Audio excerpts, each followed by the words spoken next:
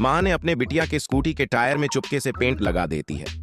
फिर माँ अपने बिटिया से कहती है कि ठीक है बिटिया, जाओ कोचिंग और अच्छे से जाना, कहीं कोई दिक्कत ना हो जाए।